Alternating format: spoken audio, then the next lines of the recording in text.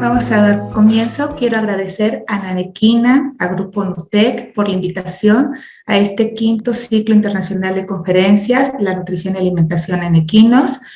Estoy muy honrada de compartir este panel con grandes ponentes de talla mundial y a mí me invitaron a dar este tema, problemas nutricionales en los potros destetados al año de edad.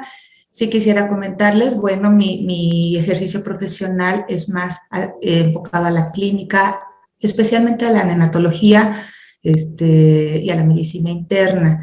No soy nutrióloga, pero sí aquí vamos a ver la importancia de cómo se correlacionan estos temas de nutrición en cuanto a la salud de nuestros pacientes y cómo puede afectar en un futuro el rendimiento atlético del caballo.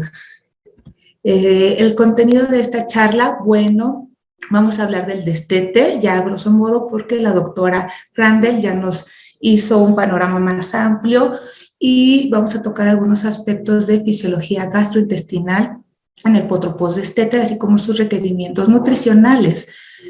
Y ya nos vamos a enfocar en nuestro tema, que son los problemas nutricionales en los potros postdestetes. Hablaremos de las enfermedades ortopédicas del desarrollo, entre ellas la fascitis, epifisitis, resistencia a la insulina, etc. Y vamos a abordar unas conclusiones. Y hablando del destete, el destete representa uno de los periodos más estresantes de la vida del potro. Hay varios sistemas, ya los comentaron, por ejemplo, hay uno gradual y parcial, hasta el opuesto, el total y abrupto. Por lo general se realiza entre el quinto y el octavo mes de vida, pero independientemente del método de edad que se realice, el consumo adecuado del forraje antes del inicio de destete va a reducir significativamente el estrés y muchas de las enfermedades. Will reduce the stress. Bueno, curiosamente, aquí los caballos que viven en libertad se llegan a destetar entre el octavo y el noveno mes de vida.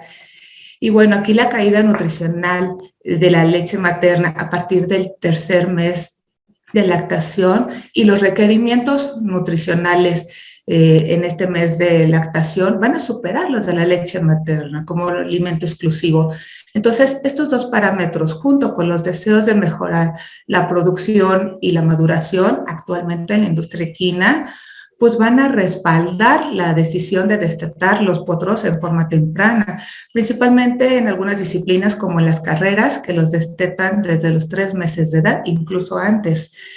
Y bueno, el proceso del destete, como les digo, es un momento muy estresante en la vida del potro y predispone a varios problemas de salud, como por ejemplo úlceras gástricas, inmunodepresión. ¿Por qué? Porque sube el cortisol interfiere mucho en la cuestión de inmunológica, también va a bajar de peso y también hay enfermedades relacionadas a los problemas nutricionales, como por ejemplo, como enfermedades ortopédicas del desarrollo y la resistencia a la insulina.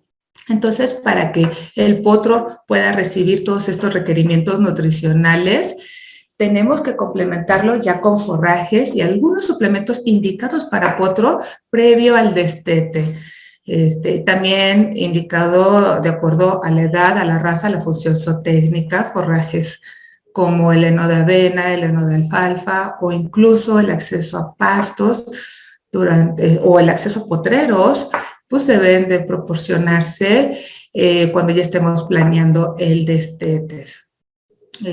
Aquí tenemos que tener cuidado con la suplementación de algún concentrado y tenemos que hacer bien el balance.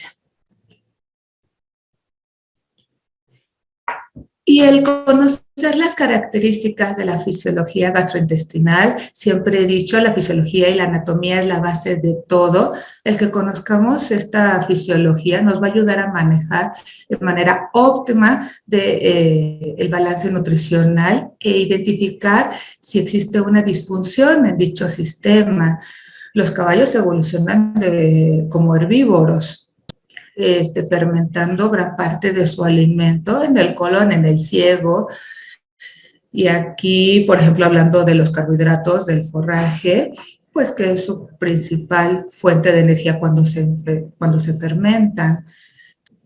Entonces, cuando estos potros, que vamos a estar hablando, posestetes, cuando ya tienen desarrollado estos sistemas, ciego, colon, y van a ser caballos de rendimiento, van a tener que complementar su dieta con algunos cereales para tratar de suplementar estas demandas de energía durante el ejercicio. Y hablando de neonato, los primeros 30 días de vida, el pH es bastante ácido en el estómago debido a su tipo de dieta, que es semilíquida, en contraste con el pH del equino adulto, que su dieta se basa en granos enenos y va a variar dependiendo del tamaño de partícula y de la densidad. Por ejemplo, si es la densidad menor, va a permanecer en la parte superior del estómago y va a oscilar en un pH de 7.5, a diferencia de los contenidos más líquidos que se van a encontrar en la parte inferior del estómago, que tiene mayor densidad, que tienen un pH de 2 a 3. Es muy importante saber eso porque cuando se reduce el consumo de forraje por diferentes causas, manejo, disponibilidad, etcétera, el pH que se va a encontrar en la parte superior del estómago va a caer notablemente hasta un 4 o menos. Y esta variación tiene implicaciones importantes con respecto a qué, a la fermentación intragástrica. Sabemos que sí hay otros organismos involucrados dentro del estómago y van a estar activos a un pH más alto. Aquí vamos a recordar que la mitad del estómago es epitelio escamoso y otra mitad es epitelio glandular, que es la coloración más roja, produce ácido clorhídrico, pepsina, gran variedad de microorganismos, lactobacilos, altas concentraciones de lactato, y esto demuestra que se produce fermentación en el estómago. Los microbios que convierten estos carbohidratos no estructurales en ácidos grasos volátiles, pues en particular toman a la ingesta más gruesa que se acumula ¿dónde? En la parte más superior, ¿no? Del estómago. Y bueno, este pH tiene que ser un entorno adecuado para este tipo de bacterias. Aquí en el estómago se ha informado que, por ejemplo, las bacterias celulolíticas son insignificantes a este nivel, pero sin en cambio las bacterias aminolíticas tienen un impacto importante en la digestión del almidón. Entonces, por ejemplo, hablando del vaciamiento gástrico, los líquidos van a vaciar más rápido que los sólidos, pero los tiempos que se han establecido o informado, la líquida se vacía en un promedio de 30 minutos en comparación de la comida sólida que se va a vaciar en un promedio de 90 minutos. Ya pasamos más adelante al intestino delgado, el jugo pancreático es básico, tiene un promedio de 8, aquí ayuda a la protección, tiene un alto contenido de bicarbonato, amortigua toda la caída de este bolo alimenticio cubierto del jugo gástrico ácido. Entonces, otro dato importante del caballo, la amilasa y el tripsinógeno son muy bajas en comparación con otras especies. Hablando, por ejemplo, del vaciamiento, el intestino delgado es bastante rápido, a diferencia del colon. El colon, por ejemplo, sí tiene una importante actividad celulolítica. Aquí lo indican las altas concentraciones de ácidos grasos volátiles. El ciego, por ejemplo, va a producir acetato, propionato, butirato, en el ciego y, bueno, también en el colon. Y aquí estos parámetros que manejamos en el colon, el pH oscila 7, alrededor de 7, es un poco similar a lo que es el intestino delgado. Y también se ha reportado un mínimo de 4 a 6 cuando hay poca accesibilidad al forraje en ciego y colon.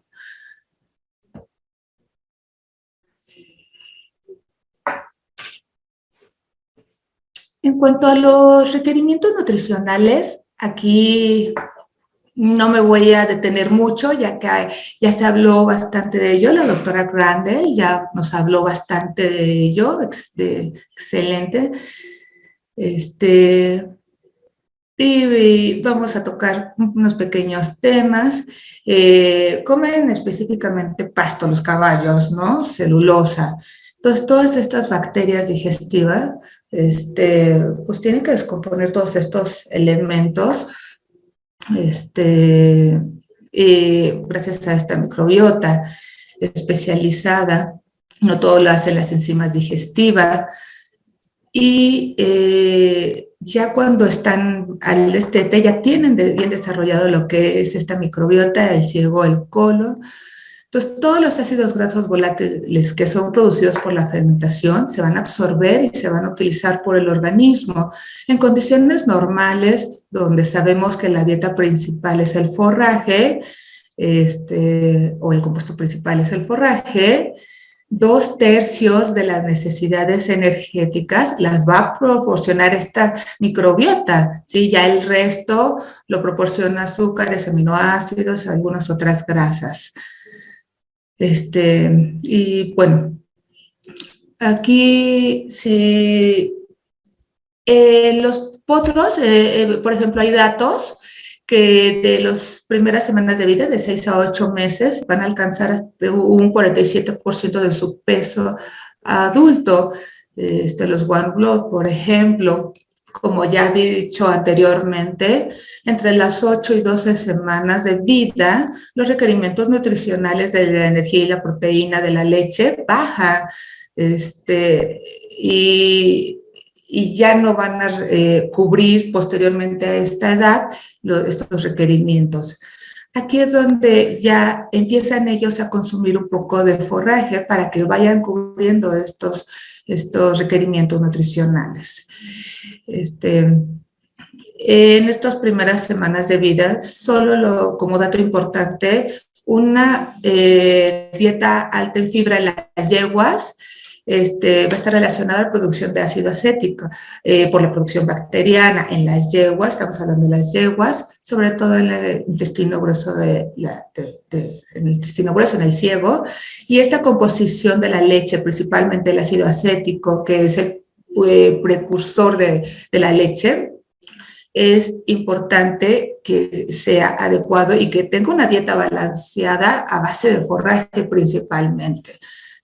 Ya pasando más adelante, a la edad de 4 meses, ya tampoco va a cubrir los requerimientos energéticos y ya empieza a decaer los requerimientos nutricionales en cuanto a minerales. Aquí es cuando ya los potros empiezan a consumir ya de manera más continua el forraje, y en algunas partes ya se empiezan a adicionar algunos suplementos, minerales o incluso concentrados que ya vienen balanceados, como ya la nutrición establecida.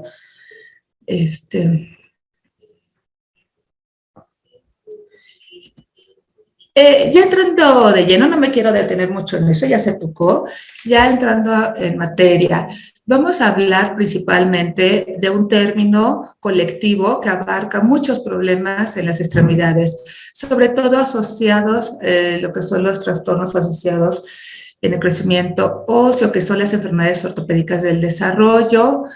Va a dar importantes complicaciones, tanto lo que va a ser a futuro como en el rendimiento deportivo. Incluye la displasia fisiaria, aquí lo hemos escuchado como bifisitis, algunas deformidades angulares o flexurales, malformaciones vertebrales, osteocondrosis, que después puede convertirse en una osteocondrosis disecante, o colapsos del hueso del tarso. Bueno, como les comento, malformaciones o anomalías vertebrales. Entonces, esto tiene un alto grado de incidencia.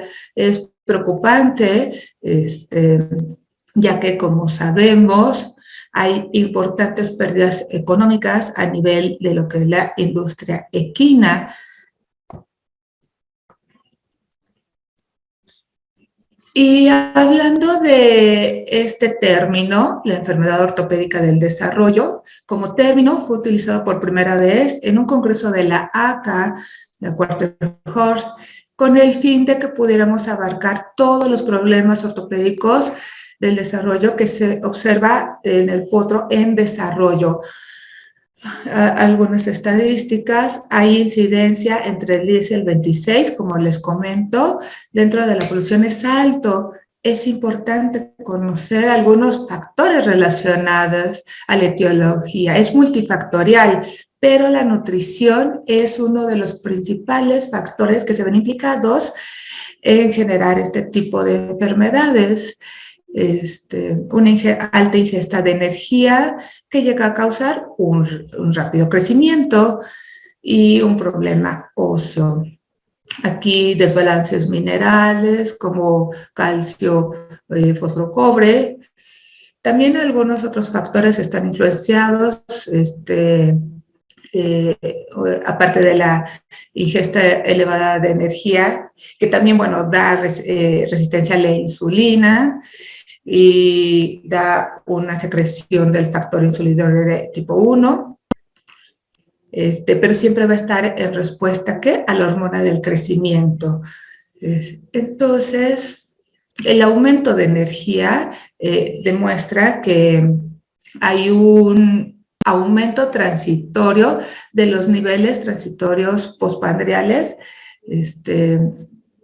Esto, pues consecuentemente, hay disminución de la T4, que es la tiroxina, ¿sí? ¿Y qué es la tiroxina? Es la responsable del proceso de maduración de los condrocitos.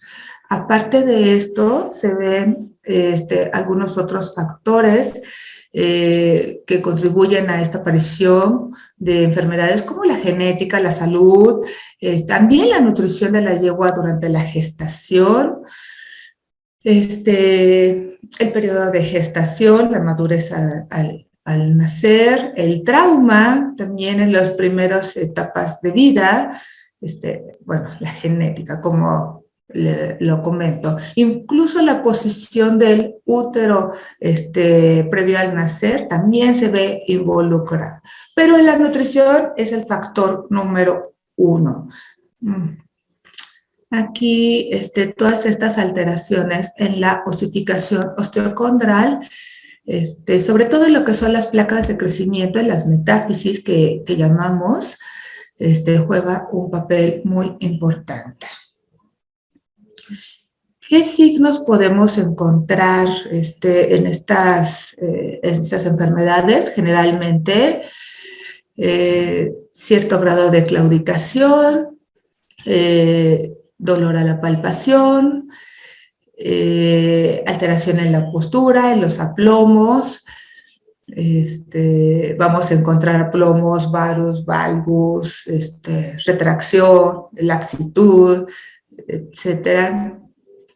Y esto pues se da debido a una alta ingesta de energía, específicamente carbohidratos. Aquí, además, algunas otras cuestiones, por ejemplo, desbalances minerales, que también juegan un papel muy importante.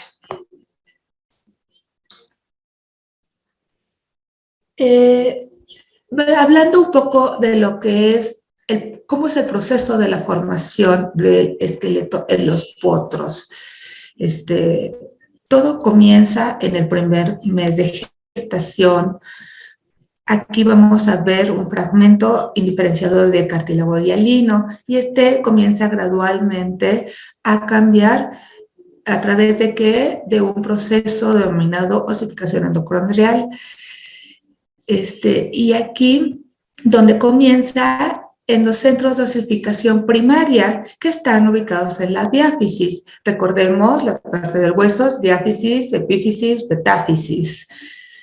Entonces, este centro de dosificación comienza en la diáfisis. Después, estos condrocitos se empiezan a hipertrofiar, ¿sí?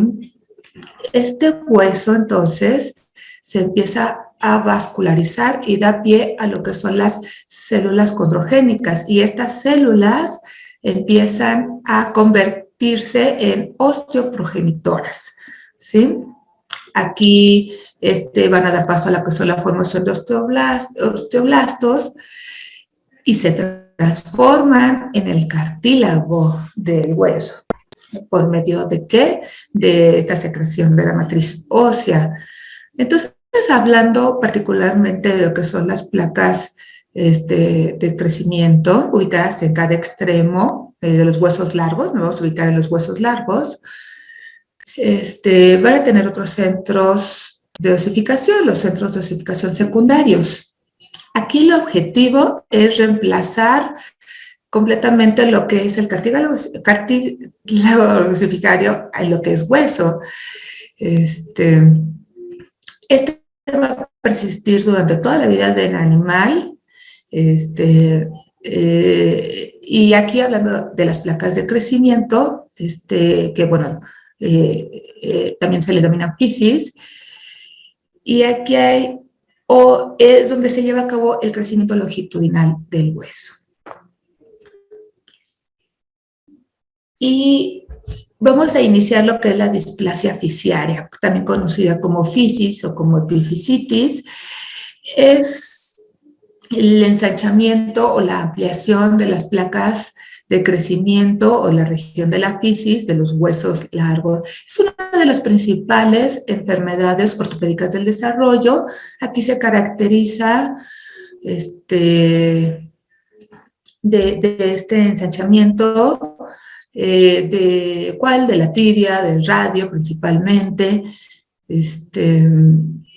¿Por qué se llega a ocasionar?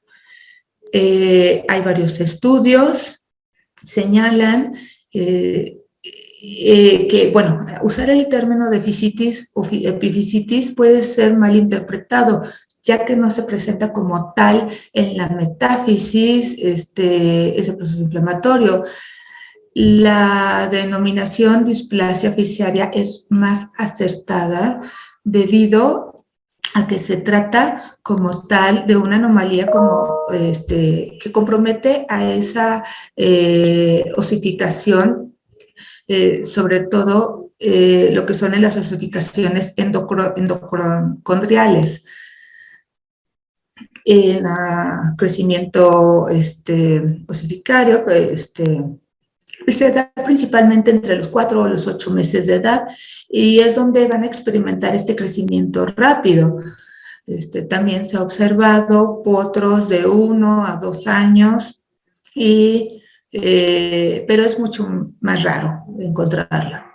Los principales signos es dolor en las articulaciones, dolor a la palpación, hay inflamación, aumento de la temperatura y muchas veces el dolor es alto, los potros se encuentran postrados, sobre todo ya cuando es crónico, cuando está más severo el problema. Y esto conlleva otras complicaciones. Entonces, aquí, pues principalmente se va a diagnosticar por un estudio radiológico.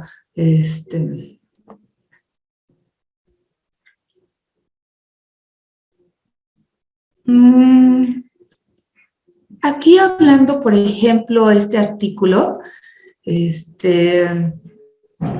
tenemos que tener en cuenta que no es cualquier cosa la visita, sino puede llevar a una inestabilidad del crecimiento y conllevar a una fractura. Cuando se detectan estos signos que les hablaba anteriormente, hay que inmediatamente controlar la dieta, ¿sí? Ya que estos signos pueden provocar una dislocación y una vez presentada esta fractura,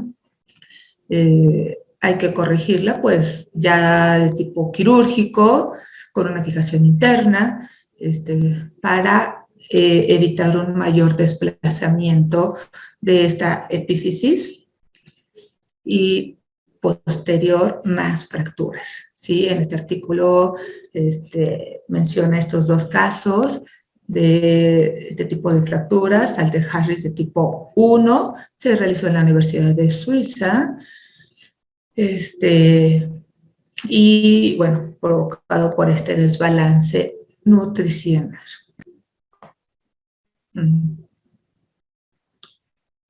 La osteocondrosis es otra de las enfermedades que forman parte de las enfermedades ortopédicas del desarrollo, que es la falla en el crecimiento en los cartílagos.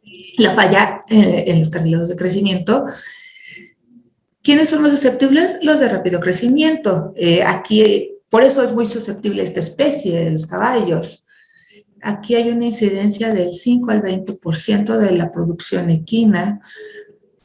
Es, de hecho, una de las principales causas de claudicación en caballos jóvenes que enfocados a deporte. Y sobre todo estos caballos de deporte que son alimentados a muy temprana edad y muy desetados a temprana edad, son los que se llegan a reportar principalmente. Aquí puede ser que no se observen signos hasta que no llega el proceso de entrenamiento, ¿sí? Ya a nivel, no sé, 3 años. Aquí antes se confundía el término de osteocondrosis, osteocondritis y osteocondritis disecante, pero ya a partir de varios años atrás, estos términos ya se definieron. La osteocondrosis se refiere específicamente a la enfermedad. La osteocondritis es la inflamación que produce la osteocondrosis y la osteocondritis disecante es cuando presenta un desprendimiento, un colgajo dentro de la articulación. Entonces, estas lesiones osteocondróticas se pueden presentar en diferentes partes del cuerpo, la cresta troclear, es raro en la patela, en la tibia, en la cresta sagital de la tibia y en el tarso, como lo vemos en las imágenes. Su etiología es multifactorial, igual que la fascitis, pero la nutrición es una de las principales causas para que se desarrolle esto. Y hay otros muchos factores involucrados, como el tipo traumático biomecánico, por desequilibrios nutricionales también, algunos desequilibrios hormonales, o factores genéticos, también puede llegar a estar involucrado.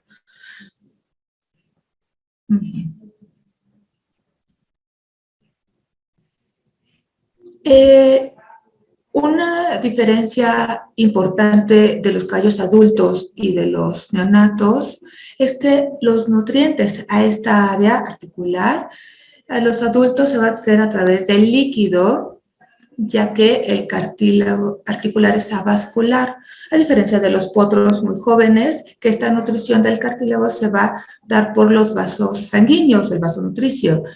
Y estos vasos empiezan a desaparecer con el tiempo. A eso se le llama condrificación del cartílago articular. Por ejemplo, en la parte distal de la tibia, estos vasos comienzan a desaparecer entre 3 meses de edad, 2-3 meses de edad, pero en el fémur llega a desaparecer hasta los 5 meses de edad, ¿sí? Entonces, cuando hay una isquemia en estos vasos, hay focos necróticos, y bueno, este cartílago que está en la superficie, se provoca una falla en el proceso de la ossificación endocondrial, ¿sí? Este tipo de lesiones que se desarrollan en los caballos jóvenes, en los caballos postdestetes, son lesiones graves en el cartílago. Aquí los cambios en el ciclo de alimentación y que también están asociados con ayunos y con alimentación en granos ricos en almidón, van a provocar lo que es la secreción de la hormona de crecimiento y va asociada a lo que es el factor de crecimiento insulino 1. y estos juegan un papel muy importante en lo que es el crecimiento y maduración del cartílago articular. Entonces, cuando hay concentraciones muy altas del factor de crecimiento insulinoide 1, dado por alimentación en cereales muy ricos en almidón, va a alterar va a alterar la secreción de este factor y va a alterar la maduración de los condrocitos y aumentar el riesgo de las enfermedades ortopédicas del desarrollo, la osteocondrosis. Entonces, la nutrición influye mucho en el crecimiento óseo. Y, por ejemplo, hablando de la yegua mental, sí van a aportar las cuestiones genéticas, pero sí durante la gestación se influencia mucho por la nutrición. Aquí se le conoce como epigenética, o actualmente se ha utilizado mucho el término de nutrigenética, ¿sí? Que se enfoca en la influencia de la nutrición en la señalización genética de estos potros.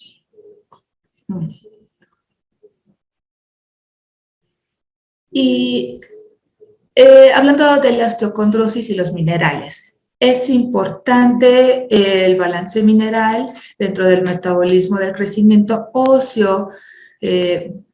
Varias etapas se van a regular a través de enzimas y cofactores, y los minerales juegan un papel fundamental en las enzimas. Ejemplo, el magnesio juega un papel muy importante de activador de muchas enzimas. Por ejemplo, en la formación ósea, actúa en la regulación de la captación de calcio, al igual que el zinc. Entonces, cuando hay niveles excesivos de magnesio, también se va a unir a todos estos sitios de unión del cobre. Entonces, este mineral ayuda pues a prevenir lo que es este daño prematuro a los huesos, ¿no? Entonces, el magnesio está estrechamente involucrado en lo que es el metabolismo de calcio-fósforo. El cobre se ha demostrado que tiene un efecto reparador en las lesiones durante el crecimiento óseo. Entonces, aquí se ve beneficiado de una buena nutrición de la yegua, un buen balance nutricional durante la gestación.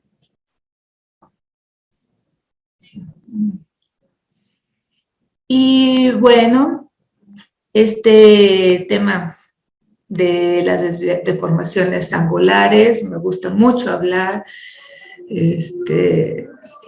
Aquí es una patología que está incluida dentro de las enfermedades ortopédicas del desarrollo, ha sido mundialmente diagnosticada y ha sido tratada de diversas formas. ¿Qué es? Es la desviación del miembro locomotor de acuerdo al eje axial, vista desde un plano frontal. Hay dos tipos. Una es el valgus, que es la extremidad se va a desviar hacia lateral, pero distal al punto de deformidad. Y la otra es el varus, que va a ser la desviación del miembro hacia medial, pero distal al punto de deformidad, ¿sí? Hay tres causas que están mundialmente reconocidas que llegan a provocar esta patología. La primera es una laxitud de todos estos ligamentos colaterales de la articulación. Esto, pues, durante la gestación puede sufrir algún daño. Este defecto generalmente, cuando es provocado por esta primera causa, se corrige en los primeros días de vida. Cuando el potro pues empieza a ejercitarse, a madurar, a tomar baños de sol, se corrige esta normalidad. Pero hay otro mecanismo que lo origina, que es el crecimiento asincrónico de las fisis, que es lo que nos concierne en este tema, hablando de nutrición. Se provoca durante la gestación o los primeros meses de vida. Sí, que va a ocasionar un crecimiento dispar de estas fisis y este desarrollo asincrónico y lo que se produce la atrofia de los precursores cartilaginosos. También puede llegar a provocarse por un desarrollo deficiente de lo que son los huesos cuboidales, de los huesos del tarso y los huesos del carpo. Ya por último, otro que desarrolla esta patología son los defectos congénitos, a veces producto de la malposición intrauterina, que ya habíamos hablado anteriormente, y aquí es importante conocer las características nutricionales tanto de la yegua como de las primeras etapas del desarrollo, ¿sí? Si la yegua fue obesa durante el parto o si el potro presenta un trauma durante los primeros meses de vida, puede llegar a exponer. Y como todas las enfermedades ortopédicas del desarrollo, ¿cómo se diagnostica? Por medio de un estudio radiográfico. Avanzando en el tema, vamos a hablar de las deformidades flexurales. También es muy conocida esta patología y se trata del acortamiento o hiperextensión que dificulta el funcionamiento de los músculos flexores. Aquí tiene una desviación hacia craneal o hacia caudal de acuerdo a su plano sagital. Hay dos, la laxitud flexora o la retracción flexora, antes conocida como contractura flexora. Y se puede clasificar en dos, las que son adquiridas y las que son congénitas.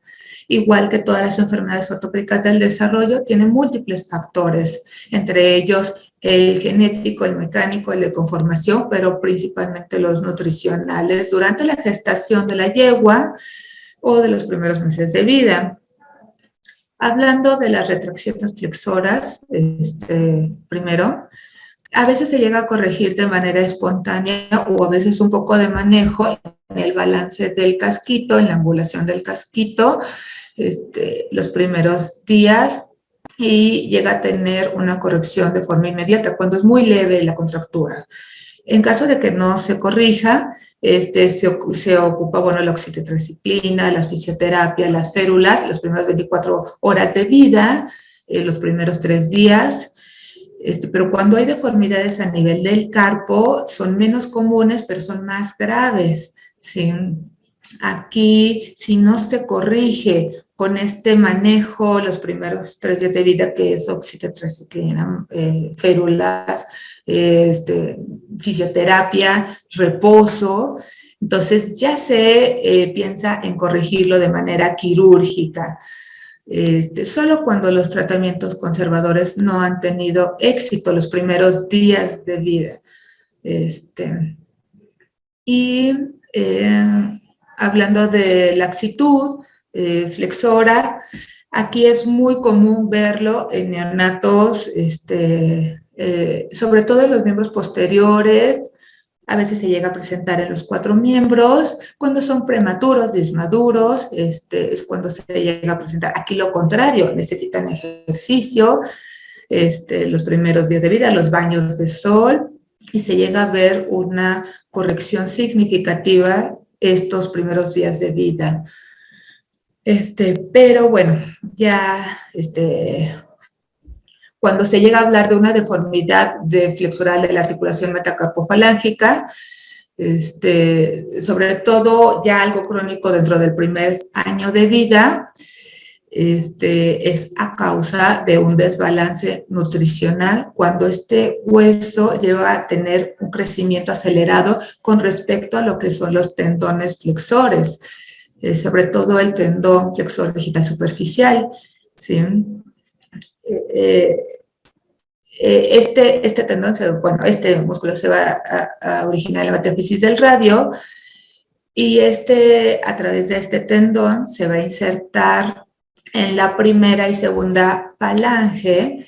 Entonces, un crecimiento acelerado durante este proceso de esa etapa y sobre todo con una sobrenutrición va a sobrepasar la capacidad de este tendón y también involucra el ligamento frenador que no se va a poder extender de manera adecuada y esto va a tener una falla en la laxitud de este tendón, provocando lo que es la retracción progresiva, cuando ya involucra la deformidad de la articulación con la nutrición. Aquí ya cuando es en avanzada edad tenemos que ver el pronóstico con medio de una radiografía, el tratamiento es de manera urgente porque la articulación se está viendo afectada y también se ve afectados otras estructuras como el ligamento interóseo o el ligamento suspensor del menudillo, que se conoce más así. Como les digo, el check ligament o ligamento frenador. Y bueno,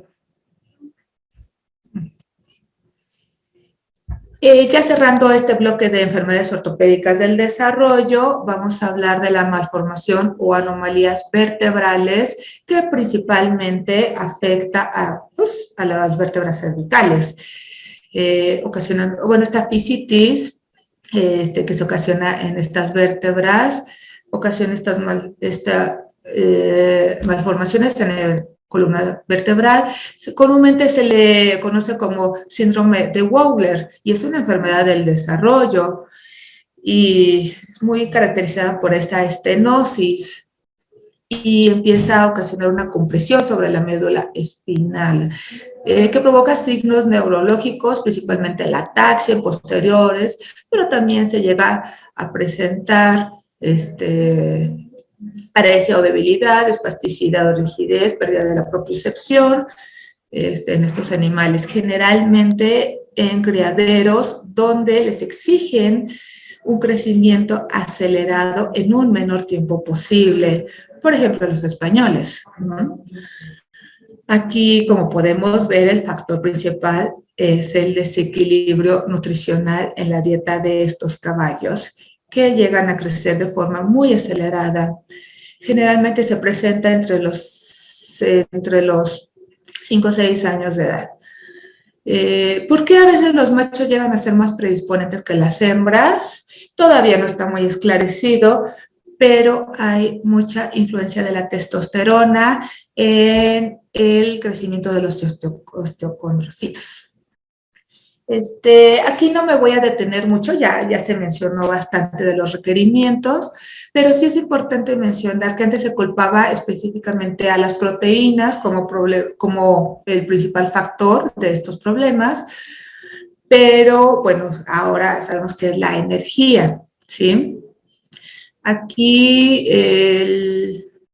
necesitamos checar, por ejemplo, en cuanto a los requerimientos de energía y proteína, es muy común que el potro se robe el concentrado de las yeguas los primeros meses de vida. Siempre me hablan, ¿no?, de qué hacer. Hay que implementar manejos, subir comedero, etcétera, para que el potro no se robe el alimento, porque ese alimento es balanceado para la yegua, no para el potro. Exceso de energía provoca estos problemas. Incluso ya me ha tocado que potros se roban el alimento desde el mes de edad, ¿no? Pero bueno, ya están están muy maduros, ¿no?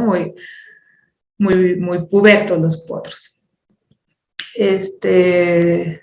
En cuanto al calcio y al fósforo, bueno, hay que mantener esta proporción 2:1. La vitamina D, pues es importante.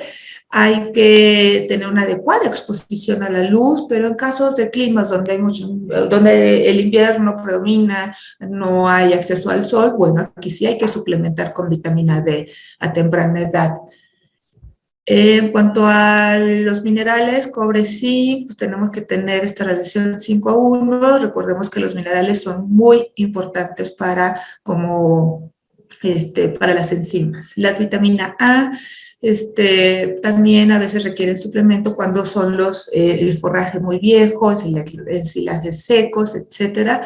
Pero la mayoría de los concentrados para potros al destete ya vienen balanceados en cuanto a minerales, en cuanto a requerimientos energéticos y proteína.